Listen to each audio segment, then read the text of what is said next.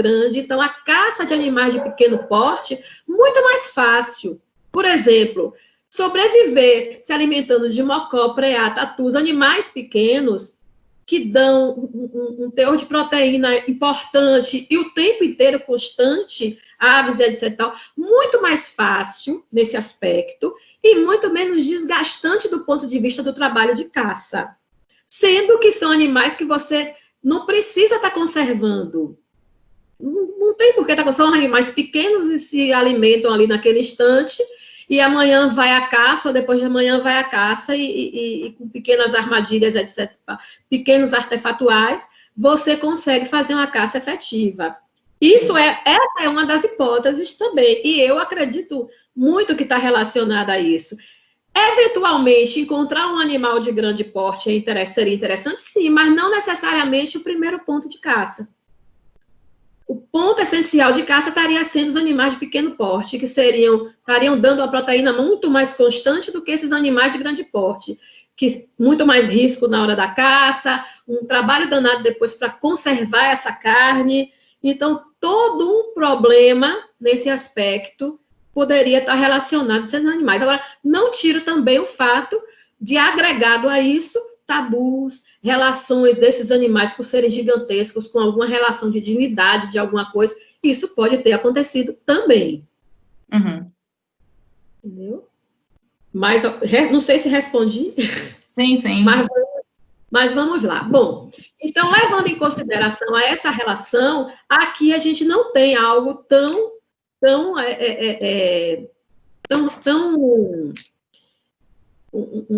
uma relação tão forte nesse sentido. Mas, por outro lado, também a gente tem que levar em consideração outra coisa, outra questão. Qual é?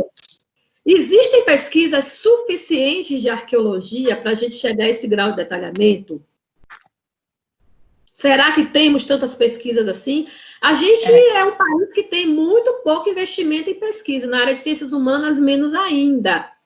A gente passou por uma fase de muito poucas pesquisas, depois a gente veio aumentando as pesquisas arqueológicas, alguns financiamentos de universidades, de fontes de pesquisas voltadas às áreas, como fundações, etc. e tal, mas principalmente dos anos 2000 para cá, aumentaram por conta da arqueologia de contrato.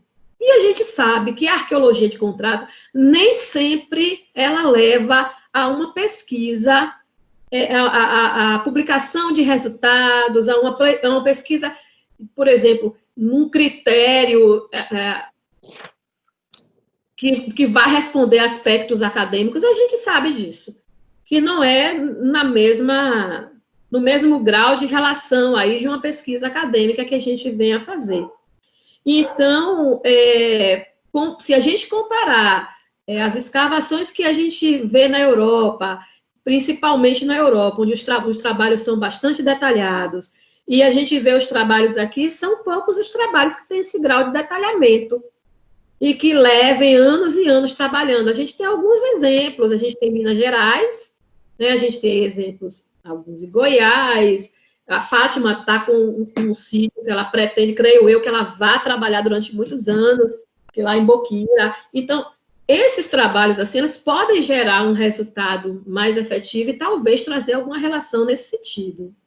Eu acho que uma das coisas que mais agravam a gente aqui no Brasil apesar de tudo, a gente tem muito sítio levantado, muito material escavado, muito acervo nos laboratórios, museus e centros que receberam nessas últimas décadas, mas em termos de pesquisa, resultado de pesquisa, pouco. Bom, então a primeira parte que eu queria comentar era sobre essa questão, né, da relação da paleontologia e arqueologia, e eu queria falar um pouquinho sobre a tafonomia, que é uma área da paleontologia que é muito importante para a arqueologia. Importante do ponto de vista da interpretação de como você vai compreender o sítio arqueológico e também entender o que aconteceu com determinados artefatos e materiais outros que você encontra num sítio arqueológico. Desde a escavação até a análise de vestígios, a tafonomia está presente. E ela é um estudo oriundo, especificamente ela vem oriunda da paleontologia que a gente aplica na arqueologia, né? A tafonomia, o que vem a ser a tafonomia, por definição, significa as leis que regem o sepultamento de organismos, ou seja, a passagem, as leis que regem a passagem da biosfera para a litosfera, ou seja, de um organismo que vai sair desta esfera de vida da gente para passar a fazer parte de ser uma rocha, um sedimento, um agregado rochoso de algum aspecto. Então, esse é o conceito da paleontologia. Eu queria botar aqui uns slides para apenas a gente acompanhar um pouco sobre isso, para depois a gente retornar, dentro dessa questão da paleontologia, a gente retornar para a questão da arqueologia em específico e entender um pouco mais. Vou pedir licença a vocês aqui para tentar compartilhar um arquivo, né? A gente já está com quanto tempo de live? Quase meia hora, né? Para mim tem mais um pouquinho, porque eu entrei um pouquinho antes, mas é isso, mais ou menos isso. Meia hora, eu vou falar um pouco disso, depois a gente vai falar alguns aspectos da arqueologia, já está visível aí para vocês?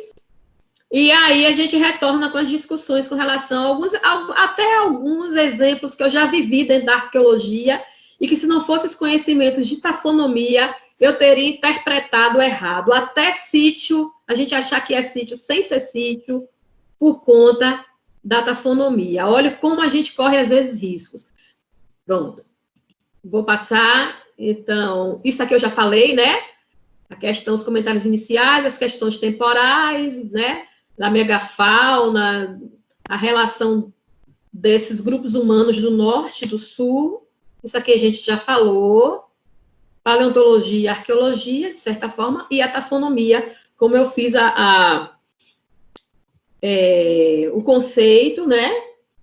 Que é, como eu disse, que estuda os fenômenos que tratam desse trânsito aí de organismos integrantes na biosfera para a litosfera, ou seja, trata realmente da fossilização dos organismos, mas para que um organismo se fossilize, para que ele passe pelo processo de fossilização, ele passa por vários outros processos antes.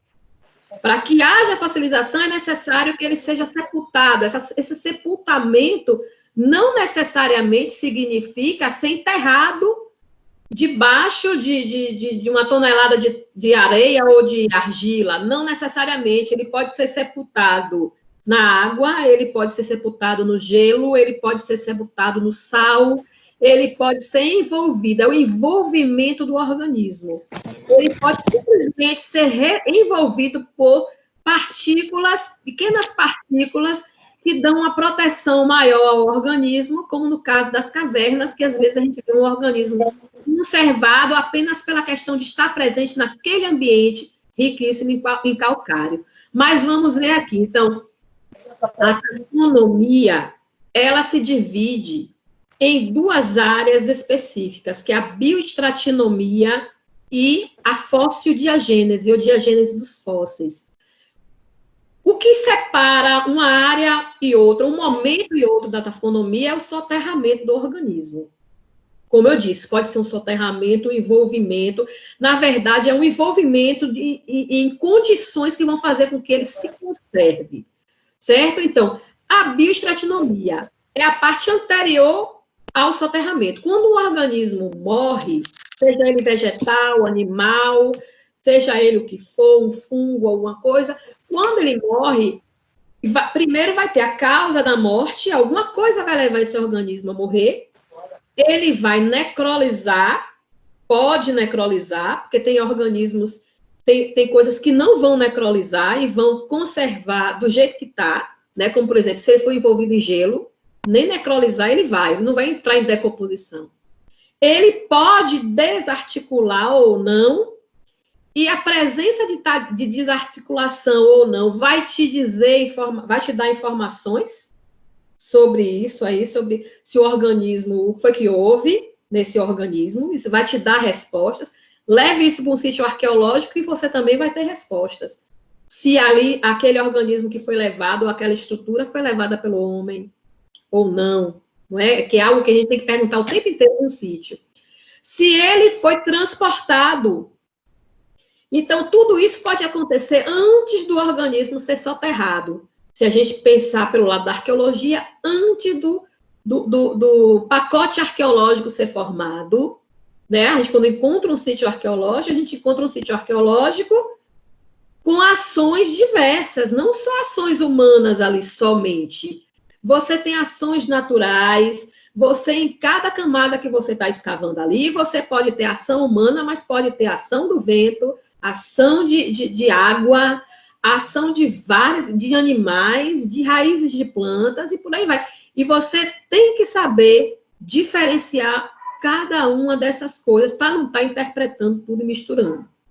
Bom, então, a fossil-diagênese já vai estudar o que? A formação, a conservação dos restos, a conservação dos vestígios. Que tipo de conservação sofreu esse organismo, ou essa estrutura? Pode ser uma urna funerária. Depois de soterrada, ela sofreu o quê? Pode ter sofrido ações que a gente chama pós-deposicionais, depois da deposição, ter sofrido coisas, ações de fatores que podem ter feito com que ela quebrasse com facilidade ou não. Então, a gente tem que estar levando em consideração tudo isso.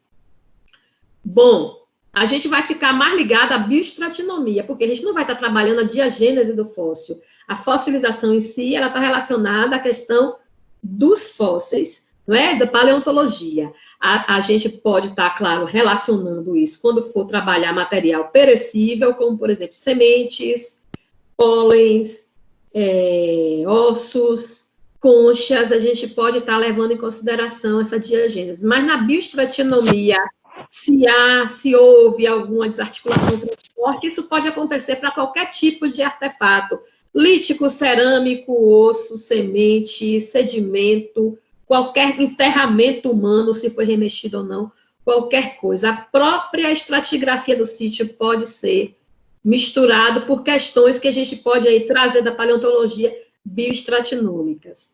Então, vamos lá. Então, a bioestratinomia, ela vai trabalhar o quê? O conjunto de eventos que vão da morte até o sepultamento.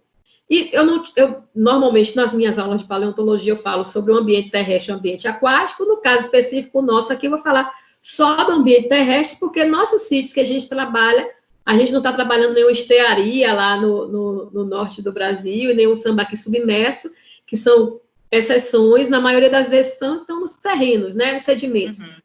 Então, no ambiente terrestre, pode sofrer algumas ações, como intemperismo, né, ação de chuva, temperatura, que pode fraturar líticos, por exemplo, a insolação, que vai, por exemplo, insolação constante pode causar danos terríveis a pinturas rupestres, por exemplo, painéis de pinturas rupestres, a presença de águas correntes, que também podem danificar sítios, por exemplo, um sítio em margem de rio.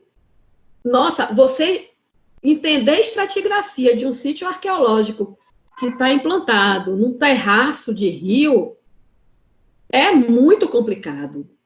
Normalmente a gente pensa que é apenas a camada de cima, que é mais recente do que a de baixo, e por aí vai. Mas no terraço de rio, o que vai acontecer? Vocês estão vendo aqui minha mão. Você tem aqui o rio, está passando aqui. E você tem um terraço que está acompanhando este rio. Só que, quando tem cada enchente, vai depositando o sedimento acima. Só que no terraço de rio, o sedimento não deposita só acima. Ela cresce lateralmente também. E quando vem uma outra enchente, uma parte que cresceu pode ser arrastada e ser depositado outra parte mais recente.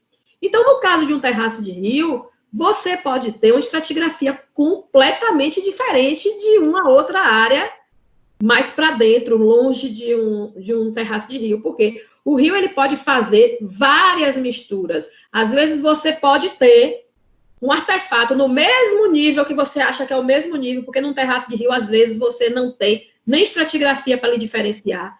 Você acha que é o mesmo nível, mas se ele está mais longe do rio e mais perto do rio, às vezes está no mesmo nível, com uma diferença de 5, 6 mil anos. E está no mesmo nível. Por quê? Porque, na verdade, aquele que está mais lá atrás pode ser que esteja mais antigo, porque ele não foi levado por uma enchente que veio depois. Então, não sei se eu estou me fazendo explicar, se vocês estão entendendo direito. Sim. Eu estou falando aqui, estou enxergando o terraço de rio, mas não sei se vocês...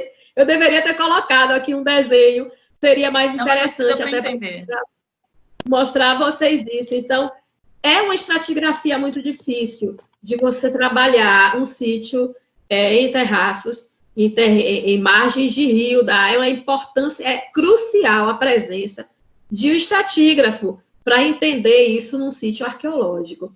E isso está relacionado ao quê? A presença de águas correntes. É um trabalho de tafonomia.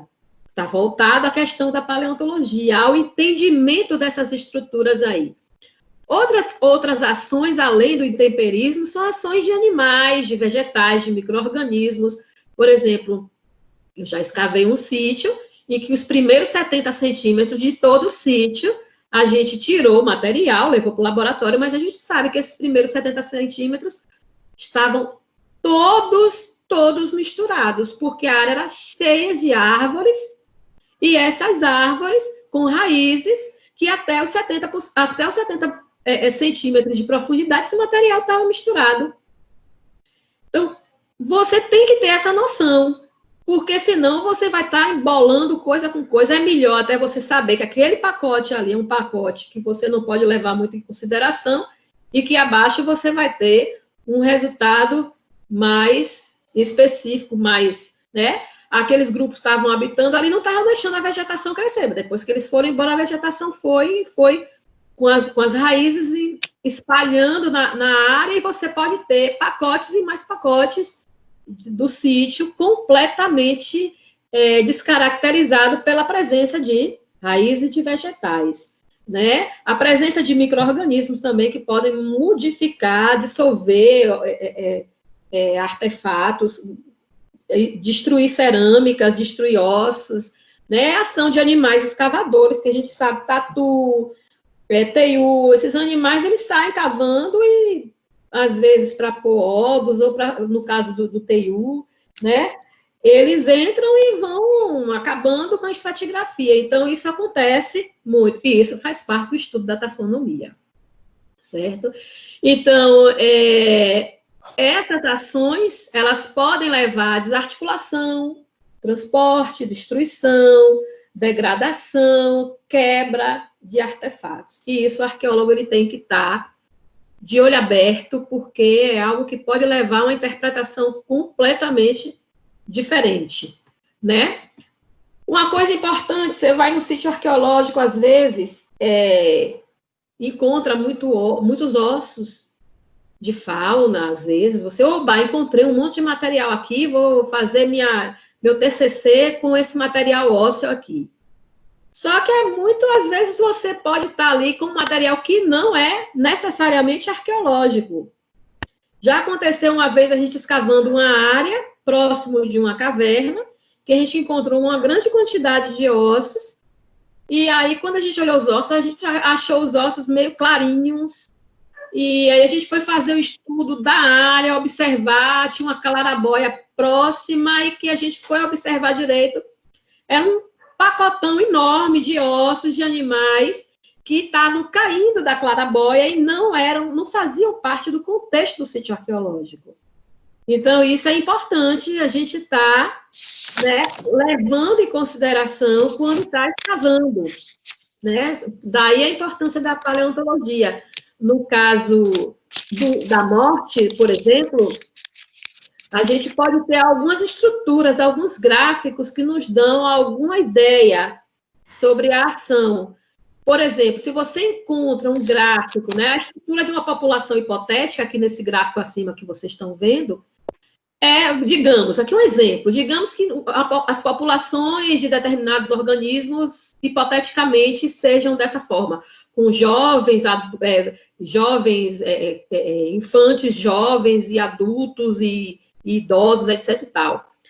O gráfico numa morte seletiva ou numa morte catastrófica é completamente diferente. Né? Por exemplo, numa morte catastrófica, onde aconteceu alguma coisa, algum evento natural que morreu todo mundo ali, você pode encontrar no sítio arqueológico um monte de ossos de animais e que se você for botar num estudo populacional, você pode ver que ele pode ter morrido por uma causa natural ali no sítio, não necessariamente tendo sido levado pelo homem. Como é que você descobre isso? Por exemplo, se for uma causa natural. Se aquela população em vida tem um gráfico original X e em morte, aqueles indivíduos que você encontra seguem o mesmo padrão, o mesmo quantitativo de jovens, adultos e idosos, ou seja, aquela morte catastrófica significa que houve uma catástrofe, morreu todo mundo. Morreu tudo que estava ali. Não estava selecionando se era novo, se era velho, se era fêmea, se era macho, se era doente, se era... Não estava selecionando. Quando a morte é seletiva, que você encontra muito jovem morto ou muito velho morto, isso está relacionado aqui a uma ação, por exemplo, de caça ou um tipo de doença que mata. Por exemplo, está na fase de Covid agora. A gente sabe que os gráficos estão relacionando aí a faixa etária, as pessoas que têm determinadas doenças que podem morrer. Então, você entraria num caso de morte seletiva e não catastrófica com relação ao Covid.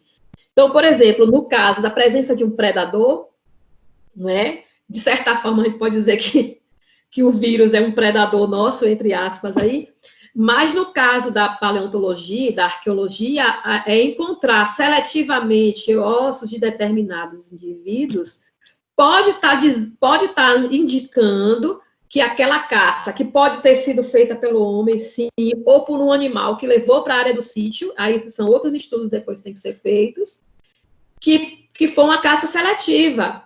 E isso, sim, pode estar indicando o grau de relação desse grupo com a caça, a relação dele. Se estava pegando muitos jovens porque eles são indefesos, ou muito animal muito velho porque não corre com tanta facilidade. Então, isso já te dá informações sobre as relações arqueológicas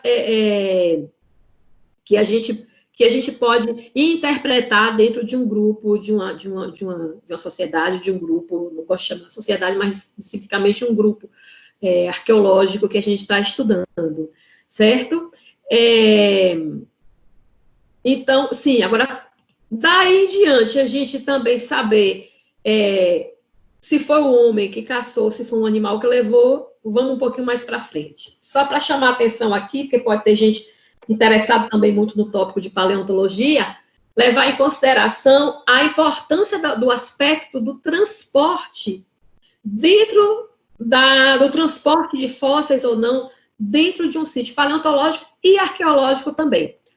Normalmente, a gente vai ter o transporte de objetos, normalmente de uma área mais alta para uma área mais baixa, né? Isso é normal, porque esse transporte ele vai ser dado pelo vento, ele vai ser dado pela chuva, né? Pelas movimentações que vão ocorrer. Então, a tendência é de que quanto mais transportado foi um elemento, seja ele um fóssil, ou seja ele um artefato arqueológico, com menos arestas ele vai estar.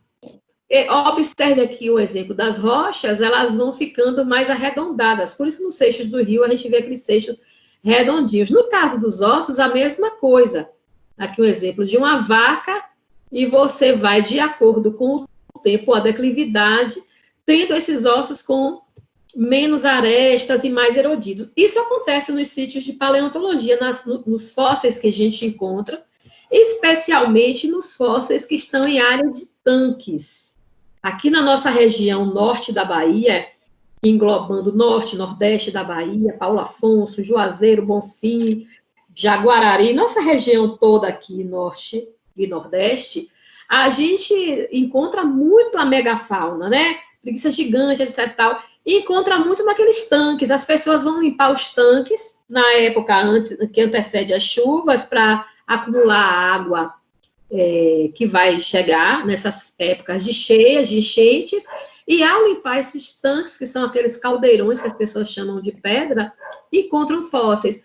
O que vai acontecer? Esses fósseis normalmente estão quebradiços, eles estão muito com as arestas erodidas, as pontas, né? As epífises erodidas desses ossos, e o estudo deles é importante porque você vai ver a diversidade de animais que existia, porque tudo que estava ao redor, na época, no passado, ao redor daqueles tanques, que eles usavam os tanques para beber água, tudo que estava ao redor desses tanques, de animais que morriam ou que morriam dentro do tanque, eram arrastados para dentro dos tanques nas chuvaradas. Então, esses ossos rolavam, e ainda rolavam dentro desses tanques ali, naquelas chuvaradas grandes. Então, a gente encontra o material está erodido, bastante quebrado, mas, em compensação, para você estudar a diversidade local, um tanque é perfeito. Já para você fazer um estudo mais detalhado do organismo em si, remontar organismos, uma caverna é mais interessante, porque na caverna o animal vai, ele foi para morrer, né, uma preguiça, algum animal desse, ou ele foi para morrer porque ele estava doente, se enclausurou lá dentro, ou ele entrou e se perdeu, ou ele caiu por uma clarabóia, ou um predador arrastou e levou ele para dentro. Mas, de qualquer forma, numa dessas condições aí, com exceção do predador, que ainda vai remexer um pouco mais, mas a gente vai ter um animal morto ali. Imagine uma preguiça, entrou, se perdeu, sentou no canto, esperou a morte chegar. A morte chegou, ela ficou na posição que estava. E hoje, quando a gente vai estudar, ela está lá, deitadinha na mesma posição, articulada. Então, o estudo em caverna é interessante porque você vai encontrar com detalhe as características do animal, mas, em compensação, você não vai ter uma diversidade como tem nos tanques. Então, você ganha uma coisa, perde outra. Na arqueologia, isso pode acontecer no sítio arqueológico?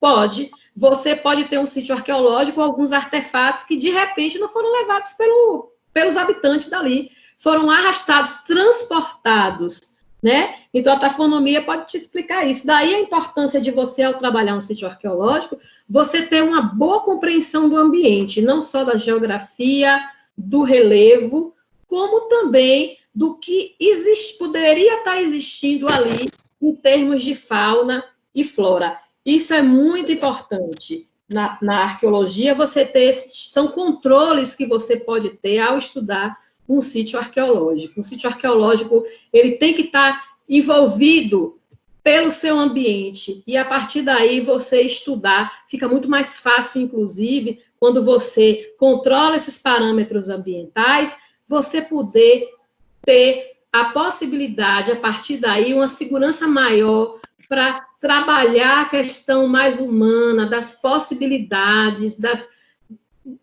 viajar no seu artefato, viajar no seu material arqueológico. Quando eu falo viajar no sentido de você poder ter uma interpretação mais livre, mais solta, sabendo que alguns parâmetros físicos mais rígidos você já delimitou. No meu ponto de vista, isso é muito importante. Bom, aí para a gente ver, né, no caso de uma caverna, né, então a gente encontra o material mais articulado, está mais protegido, embora esse osso aí é um fêmur, ele da direita aí foi encontrado num tanque. Bom, deixa eu passar aqui para frente, chegando ao final dessa apresentaçãozinha. Bom, e sítios arqueológicos, eu já falei alguns aspectos, né, com relação, por exemplo, à ação de raízes, que é muito comum nos sítios arqueológicos, ação de animais, águas que podem fazer corredeiras bastante fortes, principalmente aqui no sertão. Época de chuva, você tem verdadeiros riachos que só ocorrem. Existem riachos, mas existem outras estruturas que não são riachos, que são apenas para momento de chuva. Ele corre ali e destrói um sítio se tiver na frente, né? Aqui nessa região nossa é muito comum a gente ter esse tipo de situação e observar. Então, por exemplo, eu fiz um estudo há alguns anos atrás, no campo, eu e Gilmar, não sei se Gilmar está aqui na live assistindo, em que a gente fez o levantamento no município de Curaçá. A gente fez o levantamento de uns sítios líticos, interessantíssimos os sítios, sílex, muito material bom para lascamento, e a gente estava conseguindo remontar o material em superfície, aquele material fantástico. A gente fez algumas coletas desse material para trazer e começamos a estudar e a observar esse material.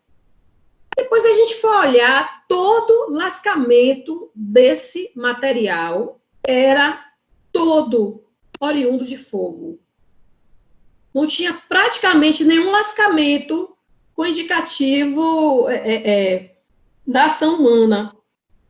Aí depois a gente foi fazer alguns estudos relacionados à temperatura na região e queimadas, etc. e tal, e chegamos à conclusão de que não se tratava de um sítio arqueológico, embora o material lítico lá, uma coisa interessantíssima, poderia ser até uma área de coleta de matéria-prima, mas ali, em específico, estava relacionado à desagregação daquela rocha pelo calor excessivo, uma área muito quente, os incêndios que acontecem de vez em quando na Caatinga, lá na área, e era isso, não era um sítio arqueológico, ou seja, uma análise taxonômica mais aprofundada pode lhe levar a constatar que aquilo que você achava ser um sítio não era, na verdade, um sítio. Então, se um pesquisador ele vai a campo e ele não controla bem esses parâmetros, ele pode simplesmente achar que ali é um sítio arqueológico, vai gastar um tempo danado escavando, para depois, em laboratório, ele vai descobrir que não é. Porque quando ele for olhar, vai ver que é tudo lasca de fogo, ele vai descobrir que não é. Ele vai ficar quebrando a cabeça e tendo gasto ali um tempo absurdo. Então, daí a importância de se ter esses controles com relação aos aspectos tafonômicos numa escavação. Não é? Então, a fragmentação, mudou aí o slide, não sei se vocês estão vendo, né? As marcas naturais que podem ficar, como fogo, por exemplo. No caso de ossos e vegetais, né? Muitos podem ter transporte natural, ação zoocórica, que é o quê? Um animal que leva aquele vegetal, por exemplo, o licuri. O licuri tem muitos animais que se alimentam desses frutos e que podem estar levando para o sítio. A gente tem que saber, tem que colocar isso claramente nos textos, que existe essa ação. A arara de Leá é uma dos animais, muitas aves se alimentam do licuri, podem estar levando. A cutia, ela come, ela rói, inclusive, deixa marcas no coco do licuri. Também a ação involuntária do homem, por exemplo, alguns moluscos pulmonares que o ser humano está no sítio, a gente encontra, e às vezes eles são moluscos que estão em folhas, em galhos de árvores, e que foram levados, porque essas galhas de árvores foram levadas para fogo, para alguma coisa, no sítio arqueológico. Então, todas essas informações são importantes, não é? Daí a você ter uma ação humana voluntária, para chegar a essa constatação, você tem que primeiro pensar no transporte natural, na ação zoocórica, ou seja, o transporte feito por animais, pelo transporte humano involuntário, até chegar ao transporte humano voluntário e ver que aquele artefato, ou aquele objeto, ou aquele vestígio, especificamente, ele foi levado voluntariamente, tem uma função no sítio arqueológico X, relacionada ao grupo que ocupou aquele espaço. Certo? Pronto. Tá. Então, as questões paleontológicas, elas vêm, né, essa relação, enquanto disciplina, ela é muito importante, ela ajuda bastante a compreensão do sítio arqueológico. Eu digo que eu só tenho, dentro da minha formação, fiz biologia, geologia, ensino paleontologia, as pessoas falam assim, mas tanta coisa assim, separada. Mas, no fundo, tudo tem muita relação, porque na hora que eu vou trabalhar um material arqueológico, tudo isso me ajuda a responder. Não só os conhecimentos da arqueologia em si, mas também esses conhecimentos que tenho da biologia, da geologia, da paleontologia, me ajudam muito a responder às questões da arqueologia. Bom, basicamente, eu acho que o tempo já foi, assim, praticamente 1 hora, não é? À vontade. Aqui. Eu agora acho que seria interessante a gente responder algumas questões que estão sendo feitas. Almeida BA é Leila, é? Pronto, eu falei assim, Leila, né? Eu perguntei, Almeida BA é Leila? Aí ela disse que é, acho que a voz de Leila entrou aí. E aí eu fui mexer aqui e te silenciei. Pois mas pode... tem alunos aqui da arqueologia, eu sei. E Leila é uma pessoa, uma arqueóloga da UFBA, hoje está aposentada da UFBA, mas continua UFBA de coração, Leila. E Leila foi a primeira arqueóloga da UFBA, né, do Museu de Arqueologia e Etnologia da UFBA, depois fez pesquisas em várias outras áreas, foi para a Politécnica, para a arquitetura, trabalhou com arqueologia histórica em várias áreas da arqueologia, é uma das grandes da arqueologia do nosso estado, fez muitos estudos de arqueologia, então, bem-vinda, Leila, é um prazer e uma honra para mim que você esteja aqui, Leila Almeida. Imagina, Cris. A Leila fez um comentário aqui no chat, falando sobre a questão de pisoteamento, que o pisoteamento de animais também pode criar, né, essa... Eu estou tentando achar o comentário dela aqui, porque eu perdi. Parece que eu vi quando eu vi o Almeida. Aqui, até pisoteamento de animais lascam bem. Lembra-se de Taparica? Exatamente, porque em Taparica, o projeto Taparica de São Francisco, eu era estagiária no projeto Taparica, a Leila era coordenadora da arqueologia lá, na época, e a gente viu, em alguns casos, alguns sítios, em que alguns materiais lascados estavam relacionados a lascamentos feitos por gado, por bode, né? E, às vezes, a gente fazia até experimentação com nossas botas pesadas, pisando em alguns materiais, não do sítio arqueológico, fora do sítio arqueológico, para observar, ou seja, na década de 80, a gente já fazendo ali experimentação na beira do Rio São Francisco, para ver a ação das nossas botas o que deixava de marcas ali no material. Deixa eu ver aqui. Tem uma pergunta da Mariane, você consegue ver aí, Cris? Deixa eu ver aqui. Dentro da perspectiva da paleonto, entendendo a taxonomia como esse arcabouço de leis que dão conta de todas as transformações sofridas pelo organismo pós-enterramento, as modificações feitas pela ação humana podem ser consideradas dentro do quadro de processos taxonômicos ou eles entram à parte como modificações antrópicas? Eu acho que pode ser considerada como um processo taxonômico, porque a partir do momento que o ser humano ele faz parte dessas modificações que são de ordem biológica, não é? Um animal também que está ali fazendo as modificações, ela pode entrar dentro dos processos taxonômicos, né? Mas levando em consideração de que, do ponto de vista da arqueologia, o nosso objeto de estudo é justamente essa ação humana, esse grupo humano. Então, no caso nosso, enquanto arqueólogos, o importante é a gente entender o que foi feito pela ação humana para interpretar o sítio. Não sei se te respondi, Mariane.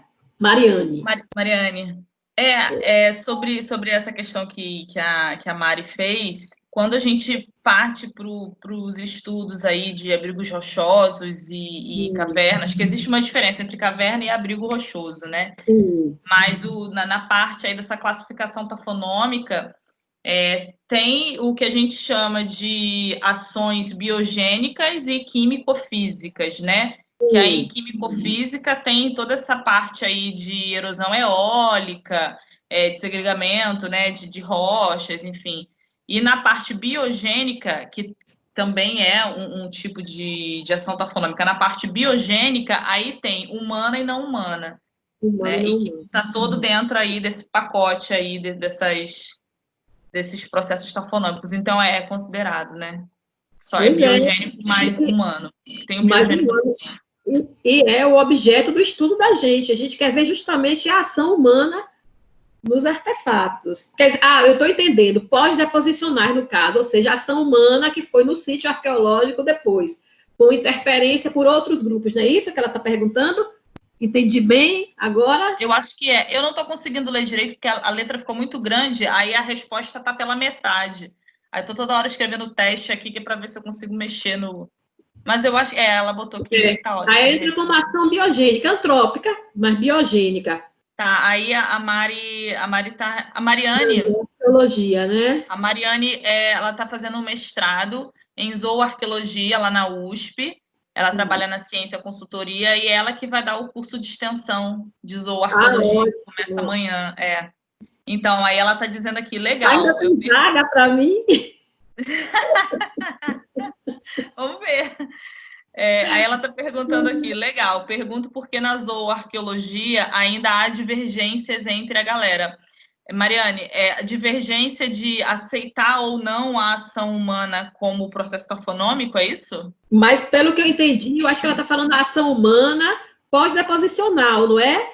A ação humana sobre o sítio, já o sítio está lá, e a ação humana depois, um arado, alguma coisa que alguém... É isso, Mariana? Também né? Só que aí não seria um processo tafonômico arqueológico, seria um processo tafonômico... Pós-deposicional, sim. Tanto que na paleonto, por exemplo, só um exemplo, na paleonto existe, por exemplo, a deformação de fósseis. Isso faz parte do estudo da tafonomia.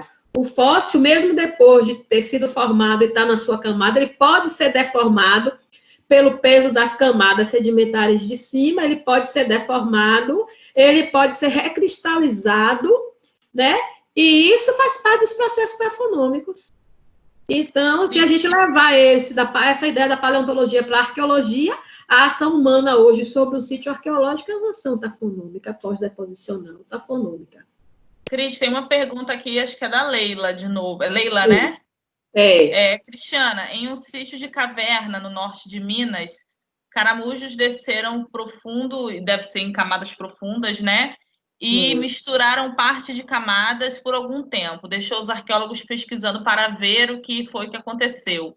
Então, já que ela puxou, né, o assunto, eu queria que você falasse um pouco sobre isso, essa questão, né, dessas malacofaunas, né, que confundem a cabeça da gente de vez em quando. Eu até comentei um pouco na palestra que a gente teve lá em Paulo Afonso, né? E a Emily está aqui, a Emily é minha orientanda, né, que apresentou lá as faunas lá que a gente encontrou na escavação, no abrigo rochoso Loca do Caldeirão, que fica no sudoeste da Bahia, no município de Boquira, e nós encontramos uma concha de gastrópode, né? E aí a gente está na dúvida, a gente não sabe, pegando o gancho da pergunta da Leila, né, a gente não sabe se é aquele arqueológico ou não. E fizemos a coleta, a gente mandou para o laboratório lá de Senhor do Bonfim, né, para a Joyce analisar o sedimento, né, que está dentro da concha, para a gente saber se a gente consegue tirar alguma informação. Mas a gente está na dúvida também, Leila. Iniciou a pandemia e a gente parou tudo. Pois é, mas com relação a esses gastrópodes, eles enterram naturalmente em áreas de abrigos, de cavernas. Eles vão em busca de umidade. Normalmente, a gente encontra nos sítios arqueológicos. Eu fiz algumas escavações em Caetité, que a gente encontrou um monte desses caramujos, desses megalobulimos, esses búzios, né? Esses moluscos. E neles, como eles se enterram naturalmente, e podem morrer lá embaixo, podem misturar a estratigrafia, como Leila está falando, né? Uma coisa que, na minha experiência em campo, a gente observou foi o seguinte: como a área do paredão, próximo ao paredão, tende a ter uma umidade maior, segura mais a umidade ali, o sedimento ali perto do paredão, a gente começou a perceber uma maior quantidade desses caramujos enterrados nessas áreas muito próximas ao paredão. E qual foi a nossa como foi que a gente diferenciou o que era natural, o enterramento natural do enterramento arqueológico? Os caramujos que estavam inteiros, com a abertura voltada para baixo, por onde sai o pé, por onde ele faz a escavação e ele, todos esses foram considerados uma deposição natural. E aqueles caramujos que estavam dentro das fogueiras e que estavam queimados, porque a concha fica muito frágil quando ela queima, né? Todos esses cascas de caramujos, essas conchas que estavam nas estruturas de fogueiras, elas foram consideradas arqueológicas. Então, a gente descartou, enquanto arqueológico, aqueles que estavam inteiros, enterrados, com abertura voltada para baixo e na parte alinhada com o paredão. A gente descartou como não sendo arqueológico, sendo uma ação ali tafonômica. Sim, Cris, a gente poderia levar em consideração também a quantidade de indivíduos os espécimes, tipo, se está com muita quantidade, pode ser considerado não arqueológico e um indivíduo isolado, não. Tem a ver mais com as outras características, associada à fogueira. Porque às vezes você pode ter muito material ali e o grupo que estava ali estava se alimentando, era o que tinha, estava comendo, gostava, tinha alguma preferência, isso pode acontecer.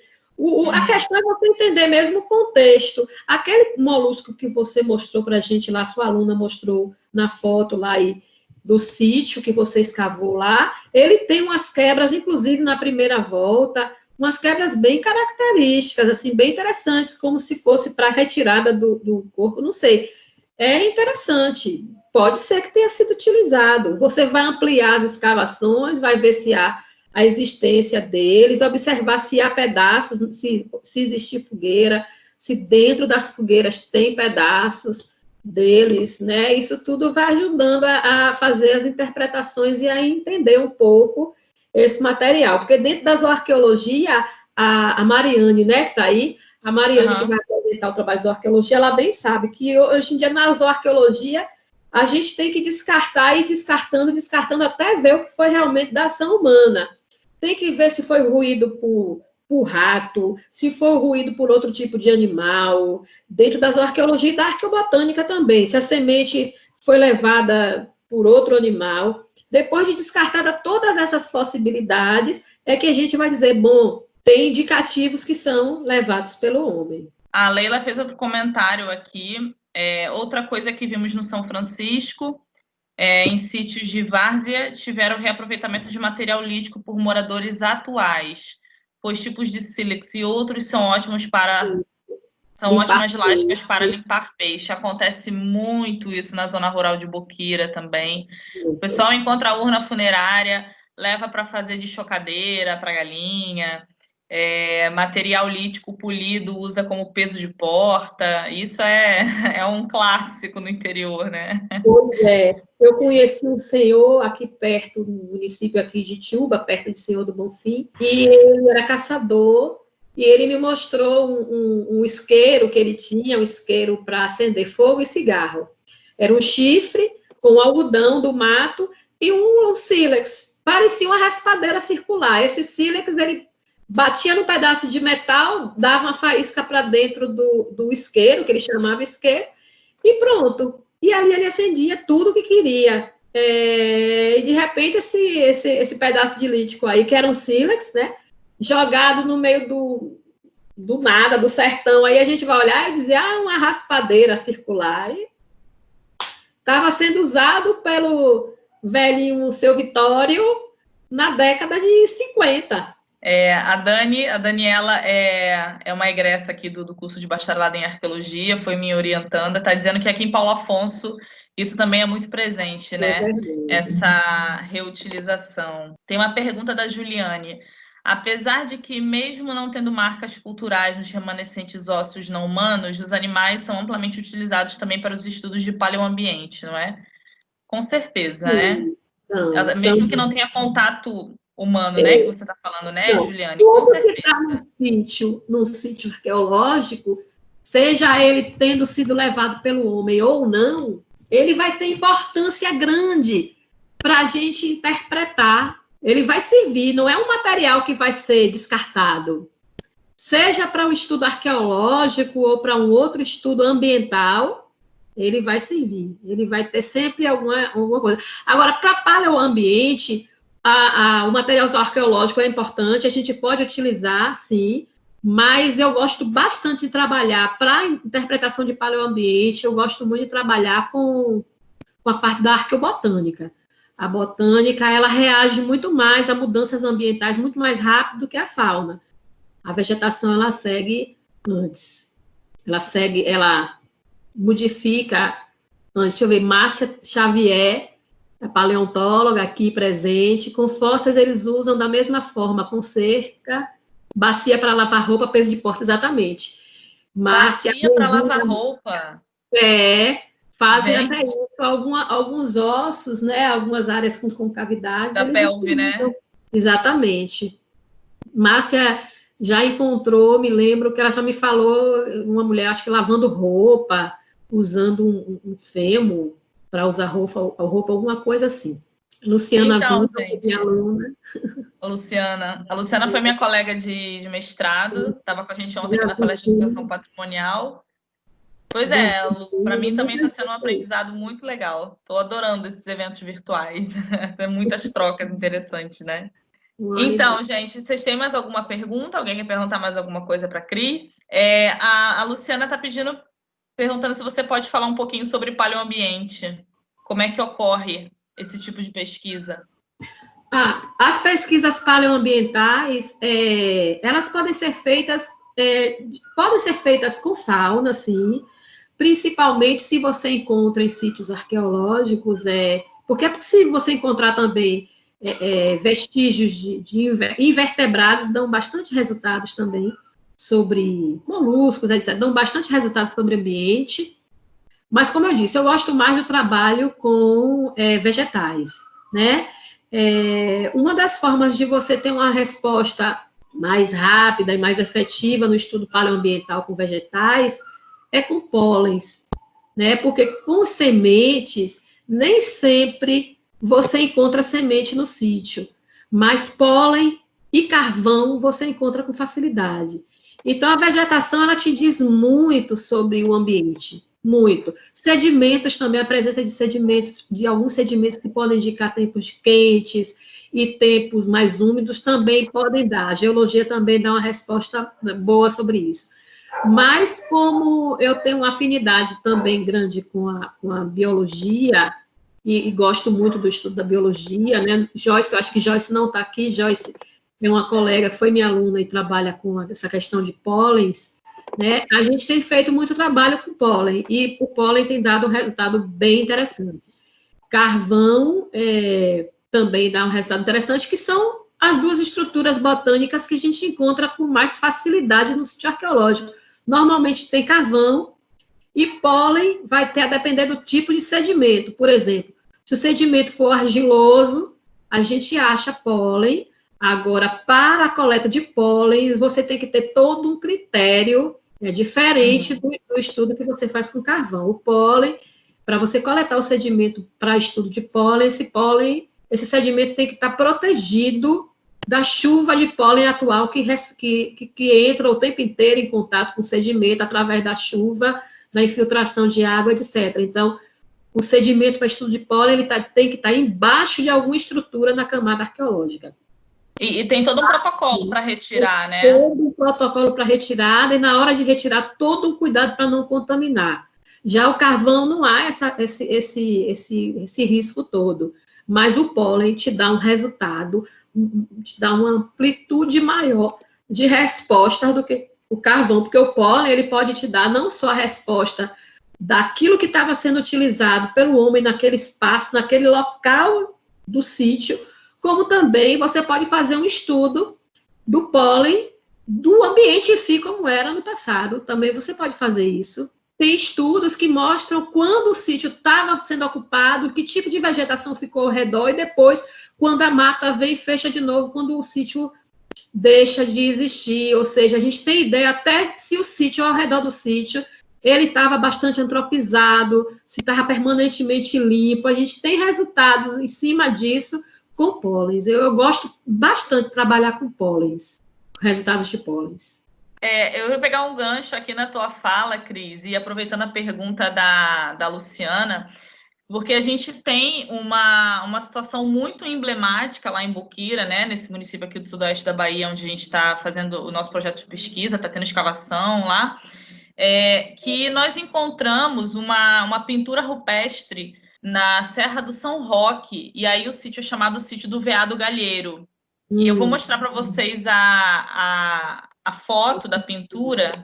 Então, essa pintura aqui, dá para ver o cursor em amarelo eu passando? Dá. Essa imagem é um veado galheiro. O amarelo? O amarelo. E aqui embaixo, também a gente está interpretando como outro veado galheiro, porque ele tem essas galhas aqui na cabeça, né? E aí a gente jogou num software de processamento de imagem para a gente ver a diferença, né? Então aqui está bem direitinho.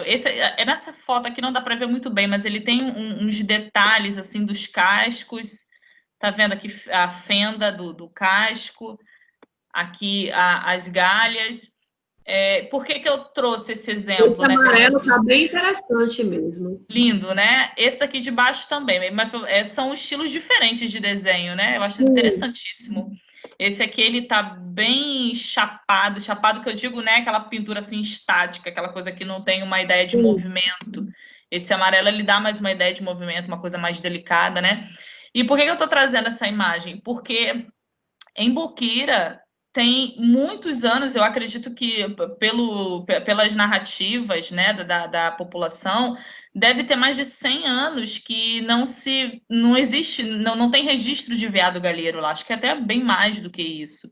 Então, a pintura rupestre, ela também pode auxiliar, né? Dependendo do tipo de registro, a pintura rupestre ela também pode auxiliar aí nesses estudos de reconstrução paleoambiental, de você ver um animal que está registrado e que ele não pertence ao bioma atual, né? Tipo, na Caatinga não tem veado galheiro, até onde eu sei não tem. Anta também é um animal que precisa de muito recurso hídrico de superfície, né? E a gente tem registro de anta também nas pinturas rupestres lá de Boqueira. Então, é interessante também a gente fazer, né, utilizar, além da parte aí, como a Mari fala, das hard science, né, de fazer datação de carbono 14, fazer análise de pólen, né, como a Cris está falando, tem também a parte das pinturas que ajudam bastante. Exato. É como eu digo, é importante essa ciência pesada, a gente também ter o controle sobre isso, porque ela vai descartar determinadas questões e vão nos ajudar, nos guiar a pensar arqueologicamente. Elas não vão nos responder, mas vão nos ajudar a pensar arqueologicamente. É muito importante. Teve uma parte aqui que Márcia falou sobre os carvões. Márcia fala aqui, mas o carvão é preciso ter cuidado para não contaminar com o carbono atual. Sim, se você for utilizar o carvão para datação, aí sim, você já tem que coletar ele do campo com todo o critério, todo o cuidado para não contaminar com o carbono atual, inclusive para ele não ser atacado por fungo, porque aí vai trocar com o carbono atual. Mas no caso do estudo de antropologia, que é o estudo das lâminas desse carvão, não vai ter necessidade de você, assim, você não precisa ter esse medo. Esse cuidado você tem que ter para o carvão que você vai utilizar para datar. Outra aqui, as cavernas Eurípedes. As cavernas alagadas da Chapada Diamantina, na época da megafauna, eram secas? Eu não sei porque eu nunca estudei essas cavernas alagadas da Chapada Diamantina. Não sei exatamente, pode ser que sim, ou pode ser que tivessem até mais água, não sei. Eu não sei te dizer a questão dessas cavernas da Chapada. Os estudos que a gente tem feito são aqui na região de Bonfim, né? E eu, particularmente, eu não faço o estudo específico dos fósseis. Como eu disse, a pessoa que trabalha aqui na equipe nossa é Márcia, e tem trabalhado mais áreas de tanques, porque, se não me engano, o interesse de Márcia está voltado mais à parte ecológica, à diversidade da fauna, etc. e tal. Mas é algo a se pensar, né? Não pode nem usar luva com amido para não contaminar a amostra, sim, a depender da amostra, sim. Você depende, por exemplo, você pode fazer um estudo para observar outras partículas que não sejam pólens, grãos de amido, por exemplo, né? Que podem te indicar o uso de outros tipos de vegetais, de alimentos, etc. e tal. E, realmente, todo cuidado é pouco para não haver contaminação, principalmente quando o assunto é análises para paleoambientes. Todo cuidado é pouco. Tá, então, acho que tá bom, né? A gente pode encerrar. Cris, se você quiser, você tinha falado alguma coisa a respeito de bibliografia, não me lembro, de deixar a bibliografia para sugestões bibliográficas. Se você quiser, esse grupo ele vai ficar aberto e aí você pode carregar os PDFs, links de sites, enfim, para compartilhar, tá? Ótimo, E quando é que você está pretendendo fazer aquele curso de extensão sobre sambaquis? Vai ser pela plataforma? Pode ser, eu acho que pode ser. A gente aproveita o público já que já está aqui. Vamos pensar, sim. Eu acho que é uma boa, né? A gente está nessa fase difícil, nossa, e eu acho que essas lives ajudam a gente a enriquecer nossos momentos de além do trabalho doméstico, né? Que é desgastante. E essas aulas, essas lives têm sido assim um alento para a gente nesse momento de isolamento social, é o que nos aproxima, e eu me sentiria muito feliz em poder fazer realmente um curso, alguma coisa sobre sambaquis. Me dediquei bastante tempo trabalhando nisso. Leila aqui presente nessa live, Leila, nossa, escavou comigo o Sambaqui Ilha das Ostras na época do meu mestrado, e a gente fez bastante trabalho, bastante pesquisa nos sambaquis aqui da Bahia, e eu acho que seria interessante, sim, a gente fazer um curso, alguma coisa, uma coisa curta, né? Sobre um curso de extensão, 2 aulas, eu acho que dá. Eu preciso de um tempo, né, para preparar fotos, preparar um material para mostrar, preciso de um tempinho a mais para poder organizar, porque ultimamente eu só consigo pegar o computador depois das 4 da tarde, né? Porque além de professora, pesquisadora, hoje eu ocupo meu tempo também com outro tipo de trabalho, cuidar de 2 filhos pequenos e uma mãe octogenária nesse momento de isolamento. Eu estou uma doméstica perfeita. E até que é interessante, é uma forma de fazer uma ginástica, já que não está dando para ir para campo, a ginástica está sendo feita com a vassoura. Pois é. Então, Cris, para mim também está sendo uma alegria muito grande poder estar tendo esses bate-papos, né? O pessoal que está entrando em contato comigo, eu estou conhecendo pessoas, né? Estou conhecendo arqueólogos, estou conhecendo profissionais, então é muito legal, é muito enriquecedor e também, como você falou, é um alento, né? Acho que aquece o coração, né? A gente falar do nosso trabalho, das nossas áreas de pesquisa, do que a gente gosta de fazer, conhecer pessoas, independente da área que se é acadêmico ou se não é. Então, é muito legal. Eu acho que é uma forma da gente aproximar, né? Estreitar os laços. Então, eu fico muito agradecida que você tenha aceitado. Quero agradecer a todo mundo que participou. Fiquem atentos aí para vocês fazerem as inscrições para os outros eventos, tá? E, Cris, de novo, muito obrigada. Eu agradeço também, Fátima. Eu agradeço a todos que estão aqui presentes, acompanhando. Tchau, boa noite. Tchau, minha gente, boa noite. Um abraço a todos, né? O abraço virtual pode ir. Estamos na semana do meio ambiente, né? Verdade. Infelizmente, com o ministro do meio ambiente, que quer aproveitar esse momento para acabar com o meio ambiente, mas aqui vai um abraço verde para todo mundo. Um abraço verde. Beijo. Beijo. Tchau. Tchau.